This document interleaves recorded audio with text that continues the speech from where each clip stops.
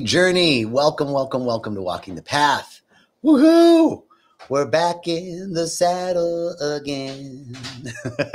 Back at Rhythmia. Wow. Wow, wow, wow. How good it is to be back at Rhythmia.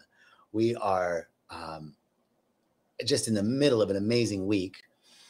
I returned from Peru and came in yesterday and was just greeted by so much love from my colleagues and friends here that I work with, and by all of the guests that I hadn't even got to meet yet, but had been watching Walking the Path or had seen videos from our integration program. And it's so delightful, so amazing, so edifying to meet you guys when you're here. It's just really, really beautiful. Hello, everyone. Hey, Siwar.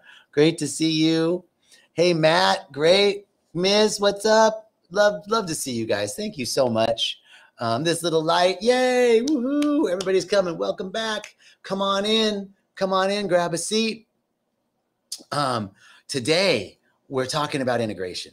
Integration is such a key piece to the plant medicine experience. And one of the most important things that we can do is integrate after our plant medicine experience. And hey, Kelly's like, I'll see you in December. Right on. So a couple of key takeaways with integration is that many insights and downloads can come during your plant medicine journeys. Many insights and downloads can come during meditation, during breath work. How do we integrate those experiences? How do we integrate those insights and downloads? There's a couple of things we can do that really help to anchor what we're doing. But before I go into that, I want to tell you about what's going on at Rhythmia right now. Man, it just never fails. Every week. This work, which is to see some aspect of who we've become, to see what happened, to see the moment that we split from ourselves when we said, I was being a happy little kid, everything was cool, and then something happened. And whoever I was being, I was just talking to a lady at lunch today, and she said, she didn't have physical abuse, she had emotional abuse. And so who she had become was this rock, this island, a defensive fortress, right? She was happy, everything was cool. She was an open, loving little girl. And then some emotional abuse occurred. And she went, okay, who I was being isn't safe. Being open and loving and happy isn't safe. So who do I have to be? You split from yourself. I have to be a rock. I have to be a fortress in order to protect myself. And then we develop this coping mechanism. Now, what happens as kids is those mechanisms get ingrained into our subconscious patterns. And then as adults, we're still operating according to those unconscious beliefs from childhood. So what happens with the plant medicine is it shows you what happened. The moment when you said, I wasn't enough, I've got to become this. It shows you who you've become and why. When you see that, you see the lie that you've been telling yourself, that that's who you need to be in order to get your needs met, in order to be loved, in order to feel safe, in order to feel like you're enough, and in order to feel like you belong. Because as adults, we know we don't have to do that in order to feel safe. We know we don't have to do that in order to belong. We know we don't have to do that in order to feel enough. But we're not operating from the conscious mind. That is a deeply ingrained subconscious pattern. So the first thing is to see who we've become. Then we merge back to a state of wholeness. We merge back to, oh my God, I didn't have to live that lie to begin with. I don't have to live that lie to begin with.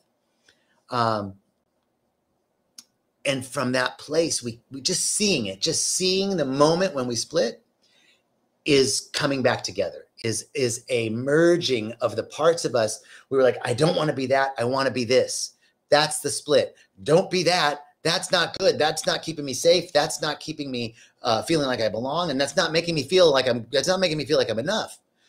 I need to be this in order to feel those things, but we never actually feel safer enough when we're being that projected self. So we're living this split life.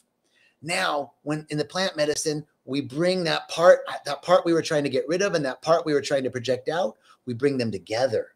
That's what we call shadow work, right? The shadow side is the part we don't want to deal with.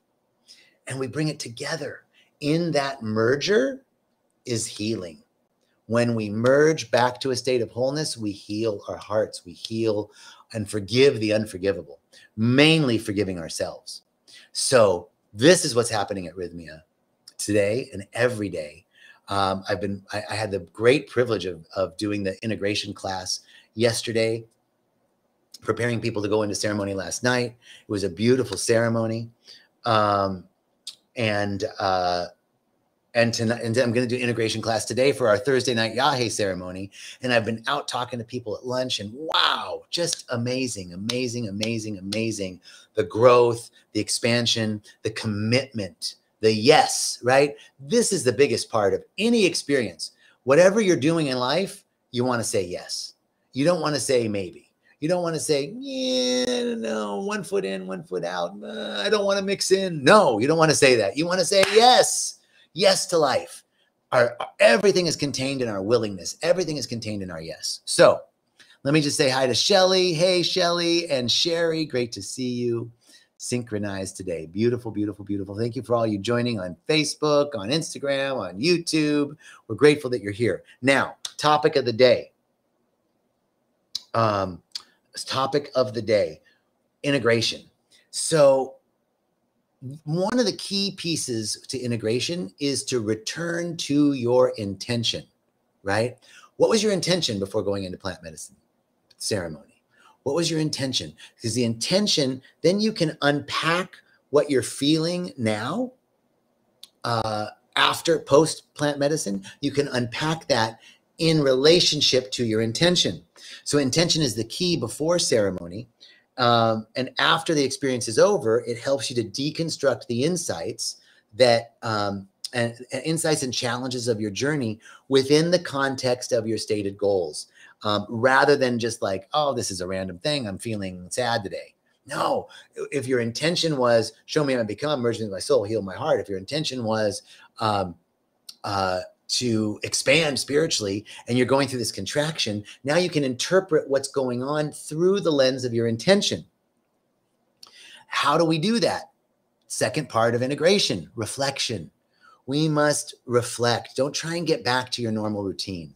You know, things aren't normal. Things aren't normal anymore, right? It's a new norm. It's a new normal. So don't try and get back to your old routine. Incorporate things that bring you joy and happiness, poetry, music, art, journaling. The idea is not to record every detail of your experience.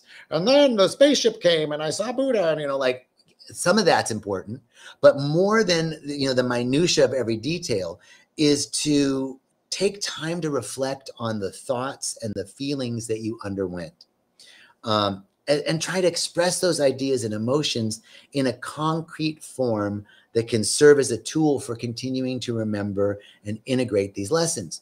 I love to mind map. That's one of my favorite things, is mind mapping. If you don't know what mind mapping is, Google it. But basically, it's kind of like a mental flow chart. So I might write, you know, ceremony in the center, ceremony Thursday night. And then, oh, instead of like this happened and writing it out longhand, I'll just make a bubble, ceremony Thursday night, and a line and another bubble. Oh, I had this insight about comparison, that I was trying to compare myself to people. Okay. Oh, and I saw this, and this around comparison. So now there's all these little lines coming out of that bubble. And now I draw another line from the main bubble. Oh, and I had this insight about my connection with men.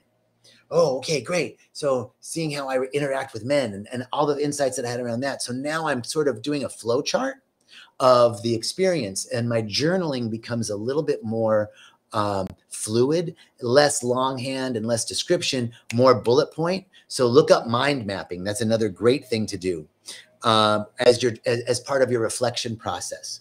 And then spontaneity and action. This is another key piece to integration. if the intention was to improve or change some aspect of your life, right? If that was your intention, then through journaling and reflection, we can begin to take positive actions in our lives and affect the changes that we intend to make. Sacred plant medicines can do a lot of wonderful things, but they can't change our diet. They can't change our community. They can't change the environment in which we live, our friends, our exercise routine, our spiritual practice, right? They can't do any of those things. We're the only ones that can change that. Plant medicine can give us the insights into what we need to, how we need to shift, how we need to change. But it's up to us to take this into our lives, to take this into action. So, how do we do that? We must execute these changes with sovereignty in our lives. And we can do this through intentional spiritual practice. What are some of the intentional spiritual practices that we can use to help us integrate? Movement. Movement is key.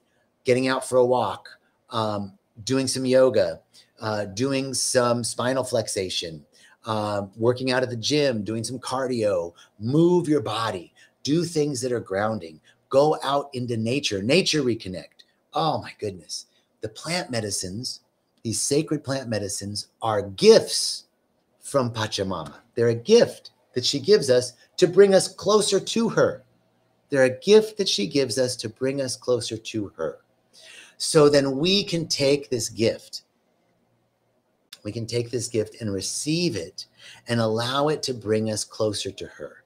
Now, after the plant medicine is done, we still have the medicine in us. And all we have to do to reconnect with her is go out into nature and connect with the trees.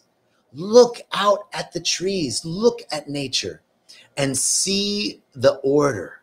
It may look chaotic, right? But there's order and harmony there. Begin to get in touch with the balance, the order, the peace, the harmony that you see in nature. I remember coming back from a plant medicine journey, and I landed in a big city.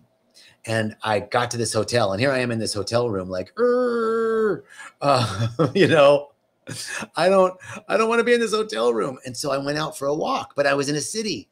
But I would walk by trees. You know, there were some trees in the city. It was a lot of concrete, but there were trees. And I remember just feeling the energy of the trees, just connecting with them. So now I'm consciously taking time to connect with the natural life around me. So nature reconnect is another huge part of integration. Breath work is super important. Breath work does a lot of the same things as psychedelic experience and really helps us integrate our experience. So, you know, there's lots of ways to do breath work. Find that breath work that works for you. And then another important piece is what I learned from my family in Peru is the Aini Picura. An Aini in Quechua, which is the language of the Incas, means circulation, the law of circulation. And so we want to practice this law. How do we practice it? It is as simple as recognizing when you take I have a cup of tea here and going, oh my gosh, this tea has water and herbs. It's ginger tea. So the water, I'm so grateful for the water that's in this cup. That the water came from Pachamama. It's a gift. And the ginger from the earth. These are all healing elements, and it's helping my body, and it's entering my body. And it's connecting me. When I consciously remember that what I'm drinking, let me take a drink. What I'm drinking is a gift from the mother, and that it's a gift that helps me remember to connect me back to her, then I'm imbuing that water, that ginger, that tea with this intentionality. I'm just bringing it to my awareness. So it's whether I'm drinking a cup of water, whether I'm eating food, whether I'm going to the bathroom, whether I'm walking in nature, whatever it is, I'm trying to practice more and more connecting myself with the essence of what I'm consuming, with the essence of what I'm ingesting, and remembering that I'm actually ingesting nature, right? I'm taking it in so I can be thankful for this gift, and to realize then that I'm taking something and I have to give something back. What can I give back? I can give my thanks. I can give my intention. You know, in different parts of the world, you can make offerings of coca leaves or corn or heather, incense, whatever it is. Make an offering. Make an intentional offering of yourself in gratitude for what you're receiving. This will help immensely with the integration process. And then finally, I like to plan, I call them planned interruptions. Planned interruptions in my day. Sometimes I just set alarms on my phones so that, you know, at 11:11, at 2:22, at 4:44, whatever it is, whatever, you know, random times, the alarm goes off and I stop. I just stop for a minute and I take 3 deep breaths. Stop, take a few deep breaths, and center. Just take a moment to pause. Interrupt the routine, interrupt the habitual pattern just a little bit. This will also help with the integration process so that we're not just returning back to our normal routine and then we fall back and all of these insights fade away. It's not that they weren't real. It's that we're not keeping them alive. So integration is really the element of keeping those things alive, keeping the revelations, the insights, the downloads, the healing, keeping it alive so that we don't just capitulate and fall back into an old way of being. And then finally, we've just got to be gentle with ourselves. We've just got to be gentle. Like, it's okay. There's not one thing wrong with however we're feeling, right? I shouldn't be feeling this way. I shouldn't be feeling sad right now. I just had this amazing experience. Why am I feeling sad? I shouldn't be feeling frustrated. I just did all this plant medicine and I should be open and expanded. I should, right? Well, don't should all over yourself. You know, hi, Anna. Don't should all over yourself. When we are not gentle with ourselves, you know, if we find ourselves in overwhelm, take a few breaths, turn away from the thinking about the overwhelm, and turn away from thinking about the situation, turn away from thinking about the problem, and start thinking about your oneness with all of life. Start thinking about your connectedness that you felt during your journey. Start finding something to be grateful for. Start finding gratitude in your breath. Breathe it into your heart and just breathe it, or just breathe into your heart space. Just breathe. Anything to interrupt this habitual pattern of a downward spiral thinking. So this is the integration talk, walking the path of integration. And I'm so grateful to share with you. Thank you so much for joining. Thank you so much for joining me today. It's such a great pleasure, such a great honor. And I never really realized, you know, that people are watching, you know. But when I go out with me and people are like, oh my God, I watch your Facebook Lives. I've been watching you for so long. It's like, oh my God, really? Thank you. Thank you. Thank you. Thank you. All right. Wishing you peace and richest blessings on a beautiful day. I'm so grateful to have this opportunity, and I will see you next week at the same time. Ciao. And to my